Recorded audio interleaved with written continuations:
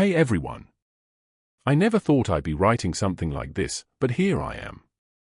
I've been lurking on this subreddit for years, mostly just reading other people's stories and occasionally commenting with what I thought was good advice.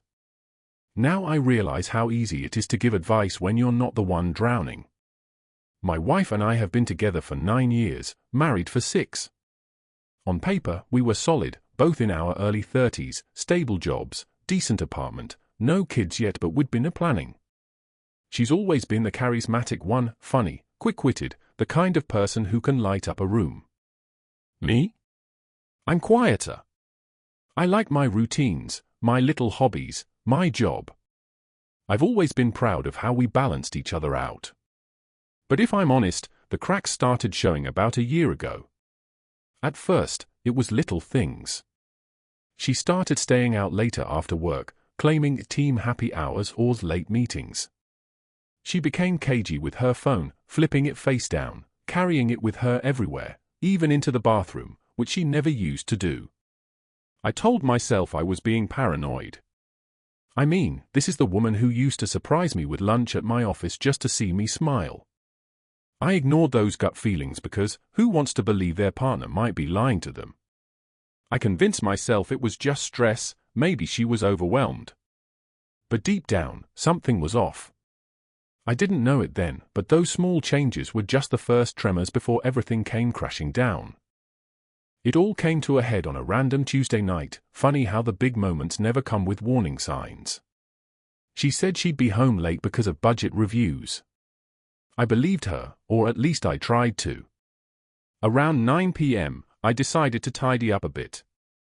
She'd left her tablet on the kitchen counter, which was unusual because she always took it with her. I wasn't snooping, I swear. But the screen lit up with a notification while I was wiping crumbs off the counter. A message preview, can't stop thinking about last night, face throwing a kiss. My stomach dropped so hard I thought I might be sick. I opened the tablet, no passcode, and there it was. A whole string of messages in some app one didn't even know she used. The name wasn't saved, just a phone number. They'd been chatting for months. Flirty at first, then more graphic. Explicit details, plans to meet again, references to hotel rooms. My hands were shaking so bad I nearly dropped the thing. The kicker? Mixed in with those messages were ones to me, perfectly normal and sweet, don't forget to pick up milk, love you, see you later. It was like whiplash. And then, as I scrolled further, I found something that made my heart stop, photos. Not just hers, but theirs together. Smiling in a hotel room mirror. Her wearing lingerie I'd never seen. A date stamp from last month, on the same weekend she told me she was at a girls' retreat.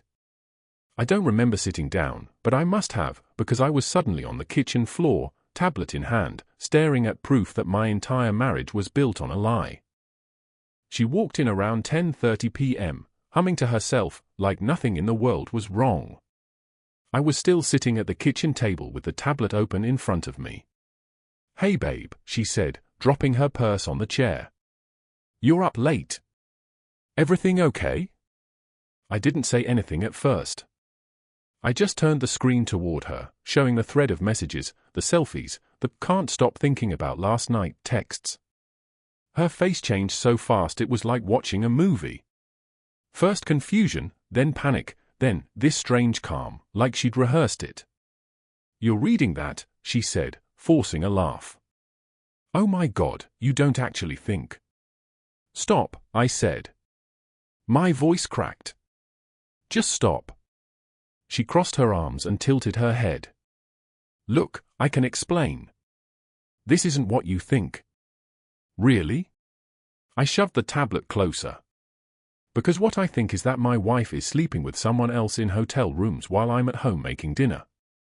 Her eyes flicked down, then back up. And then she smiled, not a sweet smile, not a nervous one.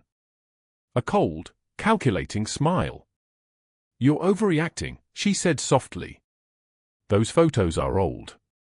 That's just a friend from years ago. We were joking around. I actually laughed, bitter and sharp. A friend? A friend you're sexting with 2 hours ago. She didn't flinch. You're being paranoid again. You always do this when you're stressed. You look for problems where there aren't any. And just like that, she tried to flip it, make me the crazy one. The sheer audacity of it almost stunned me into silence. Almost. I wish I could say she eventually broke down and confessed, but no. She doubled down. She kept spinning this web, weaving new lies on the fly like she'd done it before. Probably because she had. She sat across from me, arms folded, face smooth and unreadable. We've been distant lately, she said. You've been so focused on work. I felt alone. And yeah, maybe I flirted a little. But it wasn't real. I didn't do anything. I asked her about the hotel room pictures. Her answer? That was photoshopped. I asked her about the time-stamped messages from nights she said she was out with friends. Her answer? They dragged me out and I didn't want to go. I was venting. It didn't mean anything. I asked who the guy was. She said, just some loser I used to know. He got the wrong idea. Every time I pushed for the truth, she twisted it, dodged it, projected it back at me. You're being invasive. I can't believe you went through my stuff.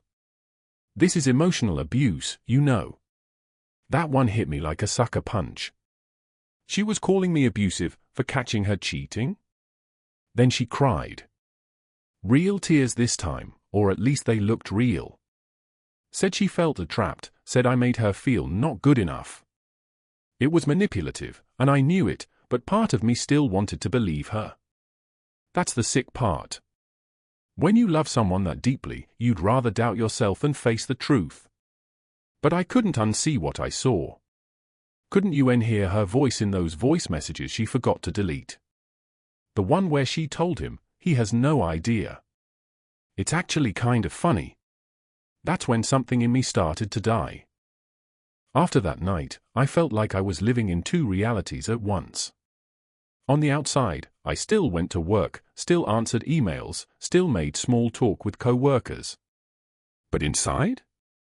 I was hollowed out. Every little thing reminded me of her lies, the scent of her perfume on the couch, the half-finished bottle of wine she'd opened the night before, even the damn toothbrush she left next to mine. I couldn't sleep. I'd lie there staring at the ceiling, replaying her excuses over and over, wondering if maybe she was telling the truth, until those photos and messages would flash in my mind again, and I'd feel that punch to the gut all over. The anger came in waves. One moment I'd be crying quietly in the shower, the next I'd be gripping the edge of the sink, fantasizing about smashing her phone to pieces or calling that mystery guy and tearing into him. But then, there was this numbness, too. Like my brain just shut off sometimes because it couldn't process it all. What hurt the most was remembering all the times I defended her in the past when friends hinted she might be a bit much. The late nights I justified, the sudden changes in stories I brushed off. I'd sworn up and down she was trustworthy. That loyalty? It felt like it had been weaponized against me. I didn't know who I was without her, and that terrified me almost as much as the betrayal itself. I felt like I'd been living in someone else's script, and suddenly the mask had fallen, and I had no idea what to do next.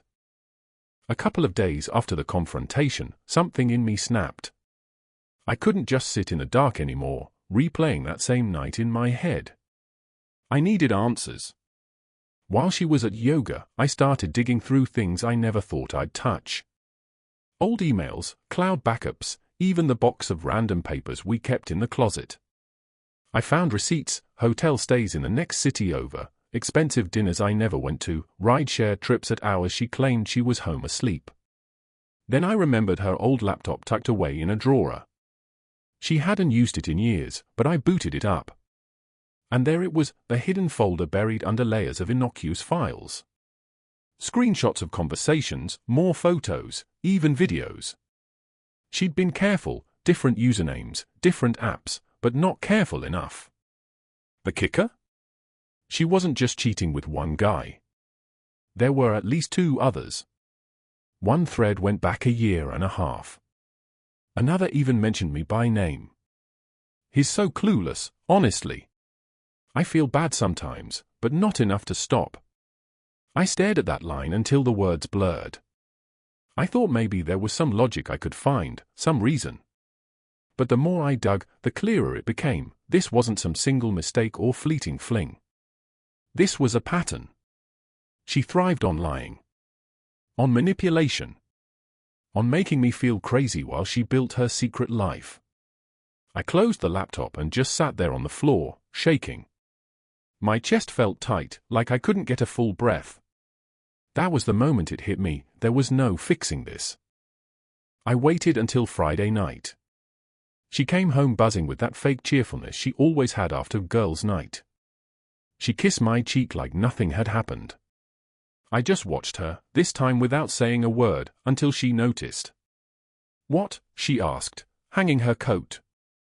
"Why are you looking at me like that?" I put the old laptop on the table and flipped it open to the folder I'd found. Her face drained of color. "Still want to tell me those were old photos?" I asked quietly. She didn't even try to deny it this time. She snapped the laptop shut like that would erase everything. "You went through my private things.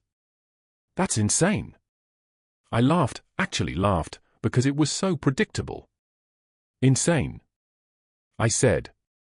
"You've been sleeping with multiple people behind my back, lying to my face every day, and I'm insane." She started crying again, but this time there was no softness in me left to be swayed by it. "You don't understand," she sobbed. "I needed something more. You've been so boring lately. You don't even try anymore." It was like being stabbed and insulted in the same breath. "Boring?" I said. "I built this life with you. I loved you. And you, what? He collected side projects like it was a hobby." She glared at me through tears. "You think you're perfect? You think you've given me everything I need? Maybe if you paid more attention." I slammed my hand on the table. "Stop." She froze, eyes wide. "No more excuses. No more lies," I said, my voice shaking but steady. "You've been playing me for years. And I'm done letting you." For the first time, she didn't have a comeback. Just silence. And in that silence, something inside me broke for good. That night I couldn't stay in the apartment. After she locked herself in the bedroom, probably texting whoever was next in her lineup, I grabbed my keys and just drove. No destination, no plan. Just miles of dark roads and the hum of the engine while my mind reeled. I pulled into a 24-hour diner somewhere outside the city. Sat in a booth with a cup of coffee I didn't drink, staring at the reflection of myself in the window. I barely recognized that guy, hollow eyes, clenched jaw, fingers shaking on the ceramic mug. I thought about every promise she ever made. Every anniversary toast. Every time she'd looked me in the eyes and told me I was the only one. And now those memories felt poisoned, like souvenirs from a place that never really existed. Then came the paranoia. Was everyone in on it? Did our friends know? Did her coworkers? Was I the joke they whispered about behind my back? I started replaying random interactions in my head, wondering if that smirk from her best friend meant something, or if that weird look from her coworker was pity. By 3 a.m., I was spiraling. I wanted to call someone, my brother, my best friend, but how do you even start that conversation? Hey, turns out my marriage is a fraud and my wife's been treating me like an idiot for years. I drove back home at dawn, not because I felt ready to face her, but because I had nowhere else to go. I sat in the car outside our building for a long time, watching the sun come up and thinking, this is not the life I thought I had. When I finally went back upstairs, she was already awake, sitting at the kitchen table like nothing had happened, hair done, makeup on, scrolling through her phone with that distant, fake casual look she wore like armor. "Rough night," she said, not even looking at me. I didn't answer. I just stared at her. And then she launched into it. "You know, I've been thinking," she said, "we really need to work on us. I know you've been insecure lately, but all this snooping, it's toxic." I actually laughed, sharp and humorless. I'm toxic? You've been sleeping with half the city. Her eyes narrowed. See, this is what I mean. You twist everything. Those people meant nothing. You're the one I come home to. But you can't just accuse me every time you feel inadequate. It was like she was reading from some manipulator's handbook. She accused me of being controlling, of being jealous, of trying to ruin something good because I couldn't handle my own insecurities. Then came the kicker: if you keep acting like this, maybe you're the reason I started looking elsewhere. I froze. That was the moment I realized she wasn't going to stop. She wasn't sorry. She was angry at me for catching her. It hit me like a ton of bricks. I'd been fighting for a version of her that didn't exist.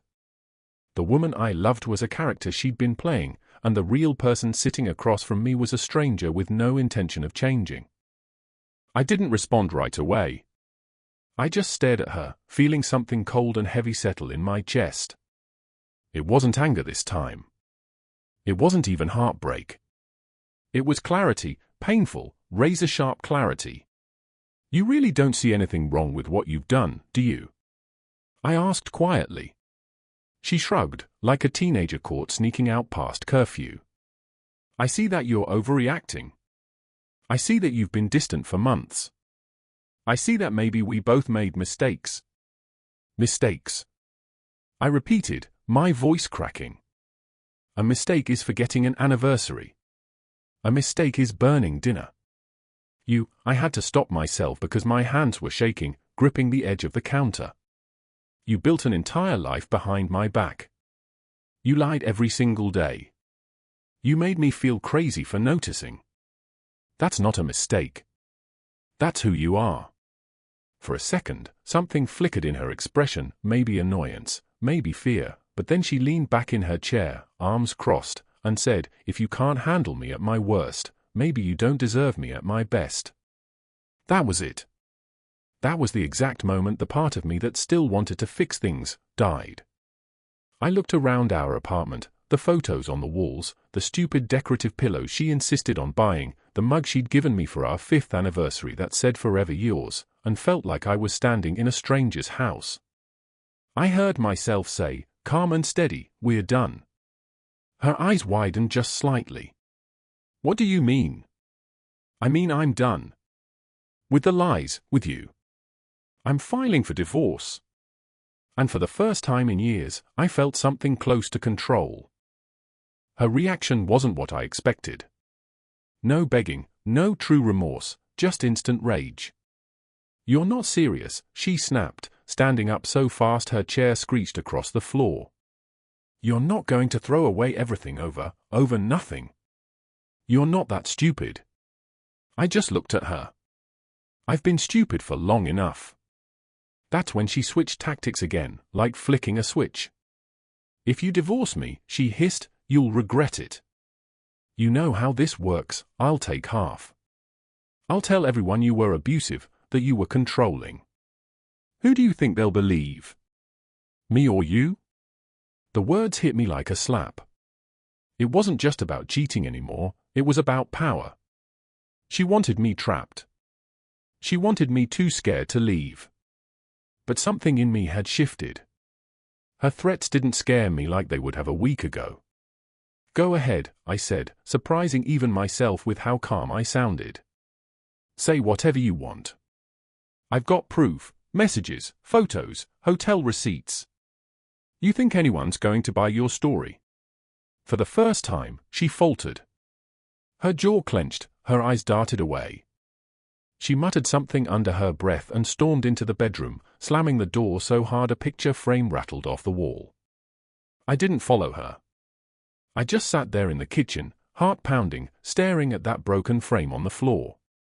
A photo of us at our wedding lay face down in the glass shards. It felt like a metaphor I didn't even need to explain. That night I slept on the couch, fully dressed, my phone in my hand. I half expected her to come storming out again, or worse, start another round of manipulation. But the apartment stayed eerily quiet, just the sound of her pacing in the bedroom every so often. By morning, I already had a plan forming. I called in sick to work and started gathering the essentials: documents, bank statements, my passport. I took pictures of every piece of evidence, screenshots, receipts, even the broken frame on the floor, saved them to a hidden cloud folder. Then I called a lawyer. I didn't even know what to say at first, just blurted out, "I think my wife is going to try to destroy me in the divorce." The lawyer, calm and methodical, assured me they'd seen worse and told me exactly what to do next. While she was in the shower, I quietly grabbed a duffel bag and started packing clothes. I didn't care about most of my stuff anymore, just enough to get by for a few weeks. I booked a hotel under a different payment method. The whole time, I felt like I was moving through a dream, hyper-aware of every sound: the water running in the bathroom, the click of a hanger as I pulled a jacket from the closet, the creak of the floorboard I used to joke about fixing. When she finally emerged from the bedroom, wrapped in a towel, she gave me a look like she'd already rewritten the script in her head. "So," she said coolly, "we're just going to pretend last night didn't happen?" I didn't answer.